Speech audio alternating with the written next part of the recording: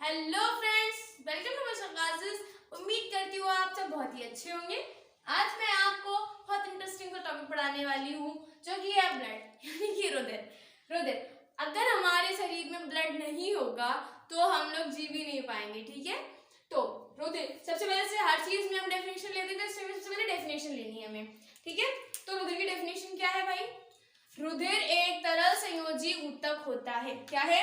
रुधिर एक तरल संयोजी ऊतक होता है। भाई अब ये चीज क्या आ गई नहीं भला, ऊतक क्या है? हम लोगों के लिए कुछ नया नहीं है ऊतक, हम लोगों ने ये चीज नहीं में पढ़ी होगी। ऊतक क्या होता है, ठीक है। मैं फिर से बताती हूँ ऊतक होता क्या है।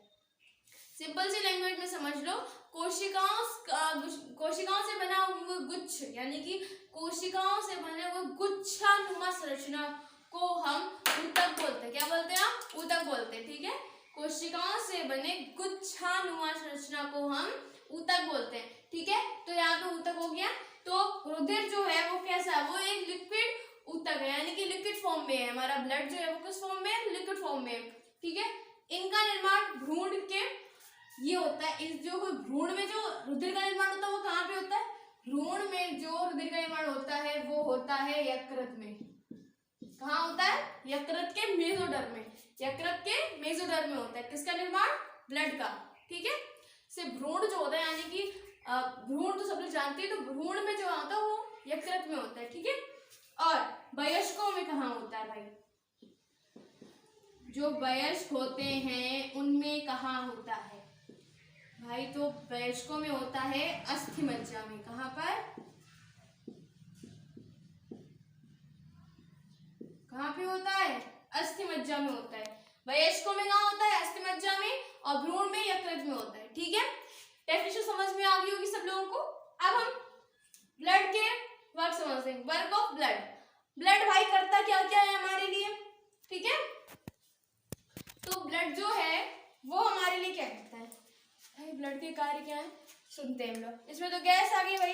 कौन कौन सी गैस आ गई इसमें? O2 और CO2, ठीक है। रुधिर जो है वो O2 और CO2 को क्या करता है? परिवहन करता है। यानी कि हमारा रुधिर क्या करता है भाई? रुधिर O2 और CO2 का क्या करता है? परिवहन, यानी कि डिलीवर करता है किसी चीज को। जैसे कि डिलीवरी बॉय होता है वो क्या करता है? पिज्जा लेके आता है हमारे लिए, कोई फूड मंगाते हैं हम या कोई भी चीज मंगाते हैं, ऑनलाइन शॉपिंग करते हैं तो डिलीवरी बॉय आता है हमारे पास। सेम तो रुधिर भी हमारी ह्यूमन बॉडी है उसके लिए ब्लड किसका काम करता है? डिलीवरी बॉय का काम करता है, ठीक है। किसका काम करता है? डिलीवरी बॉय का। तो हम लोग ब्लड को क्या नाम दे देंगे? डिलीवरी बॉय, ठीक है। ब्लड का क्या नाम दे दिया हमने? डिलीवरी बॉय दे दिया, ठीक है। अब ब्लड सबसे पहला काम क्या है भाई?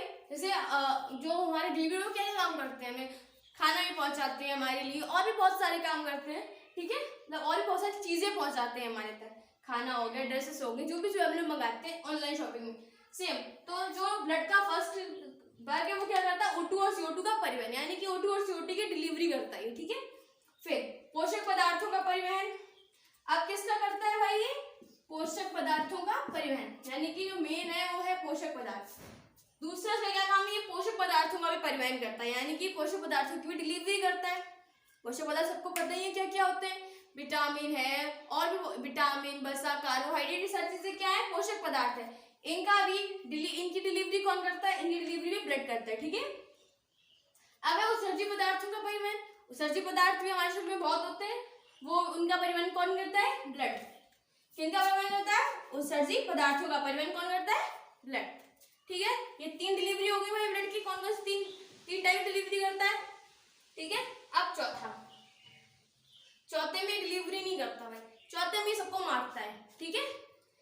ओके, ये अपने दुश्मनों को मार देता है, हानिकारक जीवाणुओं को मारना, ये भी एक ब्लड का वर्क है, ठीक है। अभी जो भी हम नेक्स्ट में बनाएंगे, ये भी हम एक चार्ट आपको बना के दिखाएंगे। उसमें क्या होगा? ब्लड का एक पार्ट होता है WBC। तो WBC जो होती है वही हानिकारक जीवाणुओं को मारती है। कौन मारता है? WBC, ठीक है। और ताप का नियंत्रण करना, ये सबसे ज्यादा मेन वर्क है इसका भाई। ये मेन वर्क होता है ताप का नियंत्रण करना। ताप का नियंत्रण कौन करता है? ब्लड करता है। हमारा जो ब्लड जो होता है वो हमारी ह्यूमन बॉडी को 37 डिग्री होते हैं सारे, ठीक है। अब हम लोग ब्लड का चार्ट बनाएंगे, ब्लड के पार्ट्स के बारे में पढ़ेंगे। का चार्ट बना के आपको दिखाऊंगी, तो मैंने ब्लड का चार्ट बना दिया है। अब हम इसके बारे में एक टू एक समझेंगे, ठीक है। तो हम बात करते हैं भाई ब्लड महाराज। ये हमारे कौन थे? डिलीवरी बॉय थे। ब्लड कौन थे हमारे लिए भाई? डिलीवरी बॉय था। तो अब इन महाराज के भाई दो लोग हैं। इनके महाराज के घर में कितने लोग हैं? 2 सदस्य हैं, ठीक है। तो इसके भाई परिवार में कितने सदस्य हैं? एक तो जो भाई महाराज है वो है कौन? प्लाज्मा जी। दूसरे है संगठित पदार्थ, ठीक है। कितना है प्लाज्मा पे? 92%। प्रोटीन का कितना हो गया भाई? 8%, ठीक है। और अकार्बनिक अवयव का है कितना? 2%। यानी कि सबसे ज्यादा हक जो है वो है भाई जल का। यानी कि जो सबसे मतलब इनमें से सबसे ज्यादा प्यारा है प्लाज्मा को, वो है जल, ठीक है। कौन सबसे प्यारा भाई? जल। अब इन दोनों की जो फैमिली थी वो यहीं पे खत्म हो गई। इन लोगों की फैमिली आगे बढ़ी नहीं, लेकिन जो प्रोटीन महाराज थे भाई इनकी फैमिली आगे बढ़ी। प्रोटीन महाराज के भाई कौन कौन थे? प्रोटीन महाराज के घर में भाई एक तो थी प्रोथाम्बिन जी, दूसरे फाइब्रोनोजिन, और तीसरे जो है वो है ग्लोबुलिन। कौन है? ग्लोबुलिन, सॉरी ग्लोबुलिन, बहुत अजीब सा नेम है बट ग्लोबुलिन, ठीक है। तो इनके परिवार के मतलब कौन कितने लोग हैं भाई? के परिवार में भाई 3 लोग हैं। अब क्या है इनके परिवार में भैया थोड़ी फूट वगैरह नहीं पड़ जाती है भाई बहनों में, तो वही हाल है। तो जो ग्लोबुलिन महाराज थे भाई इनको इन दोनों ने अलग छोड़े, भाई तुम जाओ, हमें तुमसे बात नहीं करनी है। और ये दोनों थे भाई, इन्होंने अपनी खोली एक बिजनेस। ये दोनों भाई थे, मिल गए भाई, पैसे वाले थे, बिजनेस खोल दिया इन्होंने। क्या बिजनेस की? मतलब हम लोग क्या करेंगे, रुधिर का जो थक्का जमता है उसमें हम लोग अपनी सहायता करेंगे फुली। तो इन लोगों की क्या बिजनेस होगी भाई? रुधिर का थक्का जमाने में सहायक, ये इनकी बिजनेस है भाई। यानी कि ये इनका वर्क है, इनका कार्य क्या है? ये रुधिर के थक्का जमाने में सहायता करते हैं। तो ये इनकी बिजनेस हो गई भाई। ग्लोबुलिन जी थे, इन्होंने कहा तुमसे अच्छा काम हमें करना है, ठीक है। अब भाई अकेला था तो अकेले में भी उतनी बात रहती है भाई। भाई उसने काम तो अच्छा किया, काम उसने भी बहुत अच्छा किया। उसने क्या किया? तुम बस ये करो, हम सबको नष्ट ही कर देंगे, जितने भी हानिकारक पदार्थ रहेंगे ब्लड में हम सबको नष्ट करेंगे भाई। तो इसका क्या है? इसने क्या काम ले लिया? अपने विषैले पदार्थ को नष्ट करना। इसके साथ भेदभाव किया इन लोगों ने, ठीक है। अब प्लाज्मा जी की फैमिली खत्म, अब हम पढ़ेंगे संगठित पदार्थ जी की फैमिली, ठीक है। तो संगठित पदार्थ जी की फैमिली में कौन कौन था भाई? इनकी फैमिली में भाई 3 लोग, सेम प्रोसेस था, दोनों भाई की फैमिली में 3 लोग हैं। इनकी फैमिली में आरबीसी, डब्ल्यूबीसी और प्लेटलेट्स, ठीक है। आरबीसी की फुल फॉर्म क्या होती है? रेड ब्लड सेल्स, ठीक है। और इसको हम लोग इंग्लिश में क्या बोलते हैं? एरिथ्रोसाइट। क्या बोलते हैं? एरिथ्रोसाइट। डब्ल्यूबीसी को लिम्फोसाइट और प्लेटलेट्स को प्लेटलेट्स ही बोलते हैं, और इसका थ्रोम्बोसाइट भी बोलते हैं प्लेटलेट्स को हम लोग, ठीक है। अब हम लोग आगे बढ़ते हैं। आरबीसी यानी कि लाल रुधिर कणिकाएं, रेड ब्लड सेल्स, डब्ल्यूबीसी श्वेत रक्त कणिकाएं, प्लेटलेट्स को प्लेटलेट्स ही बोलते हैं, ठीक है। अब क्या वो सेम भाई प्रोसेस देखो, इन भाई बहन सोच के बैठे थे पहले से ही। आरबीसी और प्लेटलेट्स की फैमिली खत्म, कुछ इन लोगों की फैमिली कुछ आगे बढ़ानी, लेकिन जो भाई डब्ल्यूबीसी जी थे उनकी फैमिली आगे बढ़ी। उनकी फैमिली में 2 लोग आए, कौन कौन भाई? एक जो थे कणिका युक्त, दूसरे थे कणिका विहीन। यानी कि डब्ल्यूबीसी जो थी वो 2 टाइप की होती है, तो कणिका युक्त होती है, कणिका विहीन। इन दोनों में भाई इन दोनों भी मतलब फूट पड़ी, अलग अलग हो गए दोनों लोग। इनकी तरह ये दोनों साथ में नहीं, मतलब एक साथ इन लोगों ने काम नहीं किया, ये लोग अलग अलग हो गए अपने, ठीक है। कणिका युक्त थे भाई, इनकी जो फैमिली थी उसमें 3 लोग आए। कौन लोग आए? 3 लोग आए भाई। पहले जो थे वो थे इओसिनोफिल्स, दूसरी थी बेसोफिल्स और तीसरी थी न्यूट्रोफिल्स, ठीक है। ये जो 3 सदस्य हैं वो कणिका युक्त यानी कि डब्ल्यूबीसी के कणिका युक्त जो उनका था परिवार, कणिका युक्त परिवार में ये आए। कौन कौन? इओसिनोफिल्स, बेसोफिल्स और न्यूट्रोफिल्स, ठीक है। अब इनका परिवार खत्म, कणिका युक्त का हम कणिका विहीन का परिवार पढ़ते हैं। इनके परिवार में कौन कौन था भाई? मोनोसाइट और सिम्फोसाइट। कौन कौन? मोनोसाइट और सिम्फोसाइट, ठीक है। ये थी हमारी ट्रिक, समझ लिया हम लोगों ने अपनी लैंग्वेज में। अब भाई इसको साइंस की लैंग्वेज में समझेंगे, ठीक है। ब्लड को 2 पार्ट्स में डिवाइड किया गया है भाई। कौन कौन से? प्लाज्मा और संगठित पदार्थ, ठीक है।